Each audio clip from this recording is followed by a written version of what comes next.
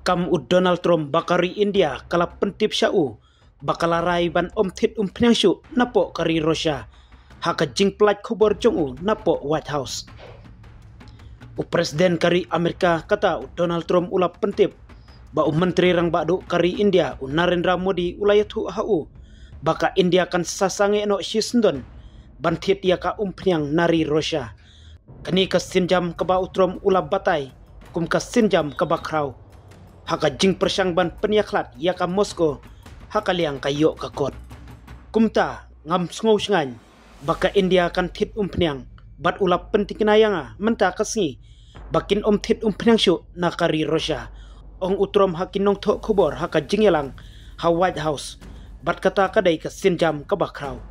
mantangin sap penlong ya ka China banle ya ka ju ka kam. Ka embassy jong ka India ha Washington kam shimla jubab mardor halor ki jingkili balapha daka email halor ka jingtokit ba PM Modi ulai kum kani ka jingkular ya utrom. Ka jingkular jong ka India ban sange thit ya ka pnyang jong ka Russia kanlong ka jingkela kabala banjia ha ka jingedai boarding ha ka perthai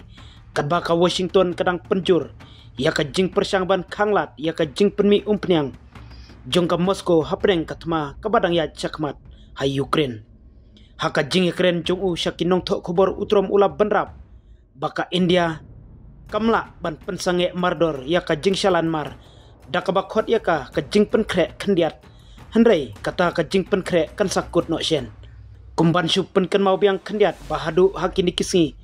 kari Russia haka jing yalam Vladimir Putin unong yalam kari Russia uklempat ai kano kadak ba pensange no ya ki bor sipai kari chungu ban penkut no ya ka jinglek hertma ya kari Ukraine kabala ne slemha bat kabala wanra ru ya ka jingyap jong ki babun kibriu hapo jong ka kari Ukraine naka jinglek terbom napang ka Russia ya ki babun ki jaga sipai kumju ru de wat ki jaga paiba wat lada nakal yang Donald Trump ula persang kadbala ban pensnguthu ya Putin ban pensange no ya katma kabalong tangkawai naki kamban penjot penban ya kalawai ki pateng ki bansawan hendrei